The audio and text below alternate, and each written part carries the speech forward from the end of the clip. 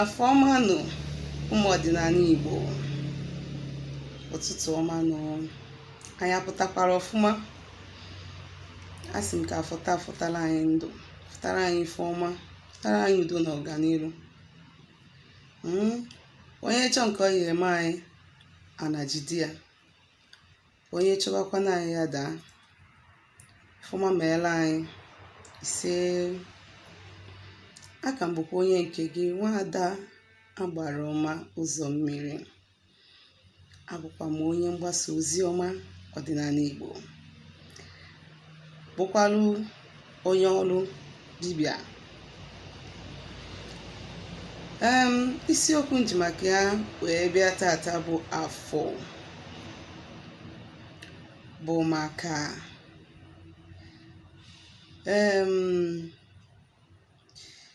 mmebisi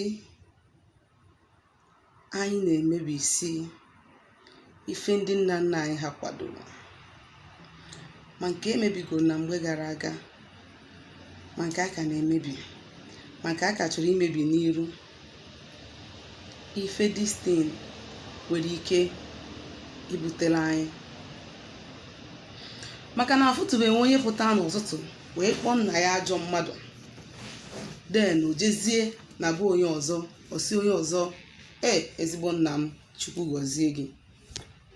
Mana isi na nna gị bụ ajọ mmadụ, nna gị mụrụ gị nwa bụ ajọ mmadụ, na nna gị na-egbu gị, na nna gị na-akpa gị, na nna gị na-abụ gị, den ịpụta n'ụtụ esi nna gị waka na ịba ajọ mmadụ, ijezi ebe nna onye ọzọ, maka na onye ahụ pụtara sị gị na nna ya aha dị mma, na nna ya bụ the best.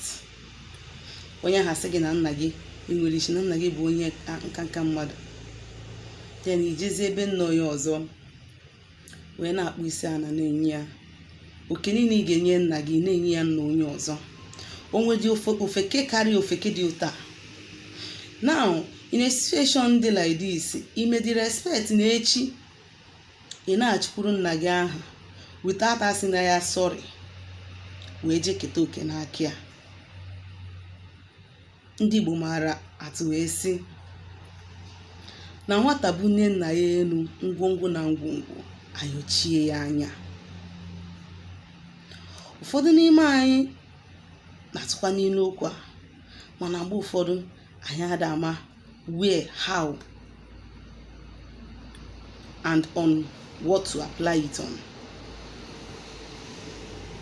Maka ihe m ji maka ya wee na-ekwe ha bụ maka na ọtụtụ n'ime anyị emebisigo ife ngwuru anyị ji wee bụrụ odogwu, ka na-emebikwa, dịkwa redi imebikwa echi.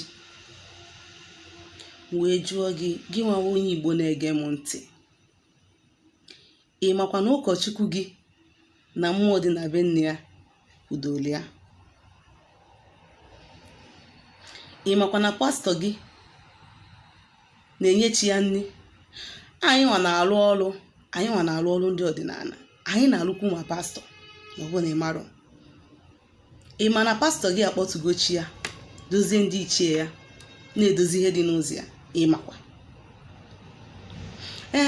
pastọ anyị achọzi this deity, fada anyị achọzi ya, anyị chọọ ka ebupụ ya, okwu unu yoo, ọ na-akwụ ụgwọ, ọ ya agba n'aka wee mee ya, maka na o nwere àjà ọ ya achụ ma ọ rụsịa anya bụ ọrụ wee gbapụ isi onwe ya. Mana gị nwa bụ mugo, iche na o nwere ike ọzọ karịa ike ọdịnala. Ana ya bụ pastọ ma ụkọchukwu bịa, ọ sị ọkụnụ si na ụnụ achọghịzi arụsị a, onye ọbụla ekwe ịma mgbe ahụ ọ jụrụ da kweshọn na-ekwe mgbe nke ọ gbapụrụ onwe ya, mana ya ama. Mana ọ bụ na o jiri n'aka ya wee bata bịa buwe mmụọ, o resivuo ya. Mana mgbe ọ jụrụ n'ụwa bụ ndị nwe mmụọ ahụ, ọkụnụ si na ụnụ achọghịzi ya, o wee buwezie ya, ọ gbara isi onwe ya. Iche na ego ahụ ọ na-anaghị bụ ego o ji enye dị nwenụ ha onyinye na ọ bịa buo arụsị na be gị. Ọ ego o ji achụ àjà n'isi onwe ya ka o wee gbapụ onwe ya n'ụchụ na abụmọnụ ga-esonye ya bụ ihe nsị ya bịa mee, o wee gbapụ isi onwe ya, gbupụ onwe ya. Mana gị nwa bụ ofeke, gị nwa bụ mugu, ị na-asị that onye nwa is taking place now. Anointing na break the yoke. Ịmara na mgbe nke ibidoro plan why your doom, your end and your destruction. Mgbe nke bịara bring a total darkness n'ụzọ gị.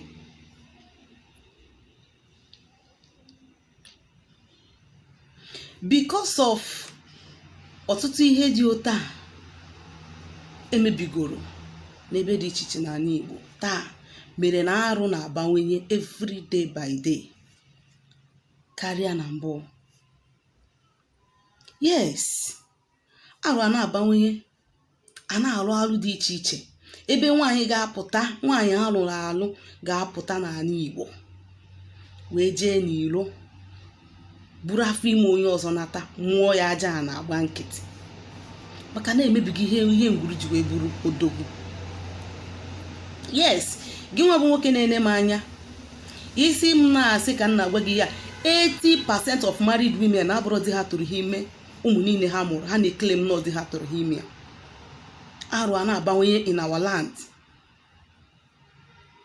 maka na ị na-eme ụta. Arụ a na-abawanye, ife na-ama mmenwu before a na-akwadi ya mmụọ agba nkịtị maka na unu ebochigo ha ọnụ dị iche iche, agbakọtazu n'azụ. Arụ a na-eme ifu mmadụ dị ndụ a na-edina wit blood ya, mmadụ a na-edina wit nwa nwanne ya nwaanyị ma nwa nwanne ya nwoke, a na-agba nkịtị maka gịnị? Na unu emebiga ihe ngwuru ji wee bụrụ odogwu. Arụ dị iche iche. And then ị mere respect mgbe this kind of thing na-eme ka enwee light in your path.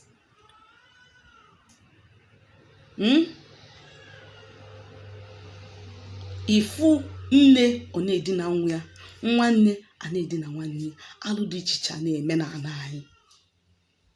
Maka na ọ bụ na mgbe all these deities dị strong and active, a na-enye ha ihe ka esi enye ha na mbụ. Try search mmụọ, ọ bụ na ịgbararị nwụọ or you face a total disgrace, a na-ejide gị. Mana kịta emebisigo ihe ndị a niile. And all ndị bụ ndị ajọ mmadụ a na-ene m anya sị na ha na-eje ụka ọbịa na-akpa agba izu a niile ka a na-emebi ya so that ha commit we evil, o nwerezi mmụọ ya ejide fa maka na fama na ike adọrọ n'ife ha na-ekpelu. Mana gị nwe marọ, ị marọ na fada gị ji ọfọbe nna ya, ị marọ na that your prophet nwere chamber ebe ọ na-agba afa, ebe ọ na-enye ndị ancestors ya ihe, ebe ọ na-enye arụsị dị iche iche na-eso ya ihe, ebe ọ na-enye ndị mmiri na-eso ya ihe. You don't know. Mana gị nwa ọ ya gwa gị eziokwu because ọ gwa gị eziokwu ịkwụsị inye ya tithes, ọ gwa gị eziokwu ịkwụsị inye ya offering, ọ gwa gị eziokwu ịkwụsị iso seed of faith. Ọ ma ngwa gị the truth. Ọ ga na-akpọ gị maka na ị bụ onye isi, ọ na-akpọ gị na darkness. Ebe ọ bụla ọ kpụrụ gị tinye isi, ọ nụrụ ebe ahụ rie gị nwee fe ọzọ.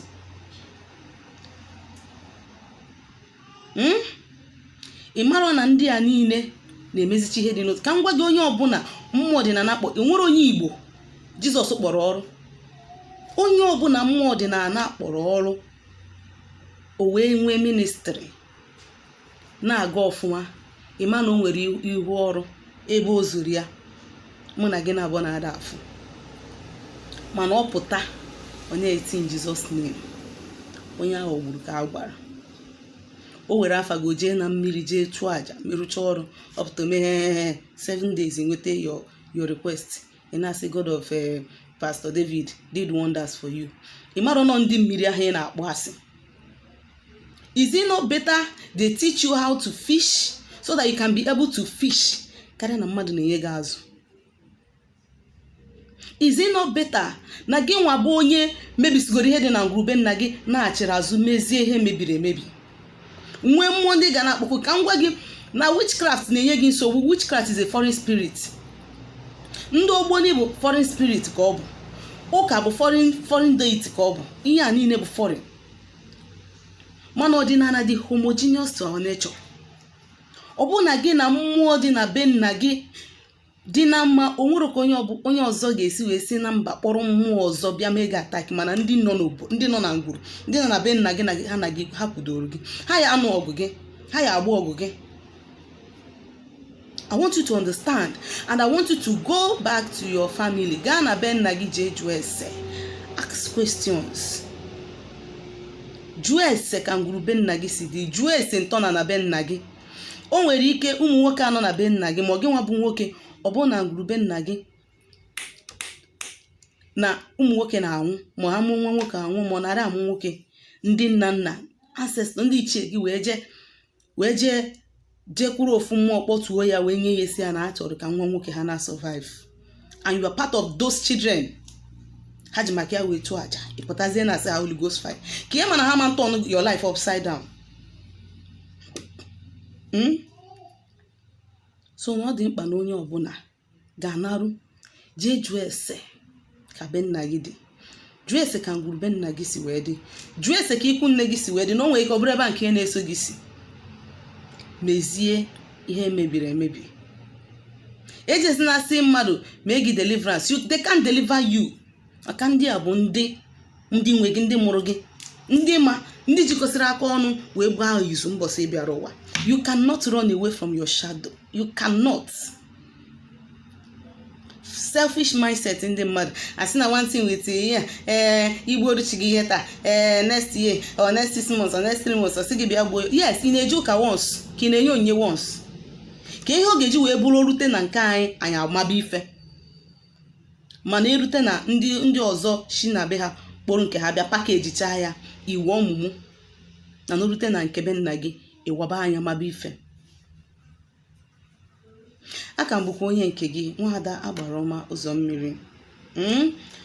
Ọ bụ na o nwere ife nkụzi na-agbagoju gị anya, imebi ife nkụzi before ma nke nkụzi taa, ma na ị nwere ajụjụ gbasara ife ọbụla banyelu ọdịnala Igbo, ma na ịchọkwanụ ka agbalụ gị afa, biko dere m meseji na WhatsApp na 070-373-11663. Ngwa ka emesịa.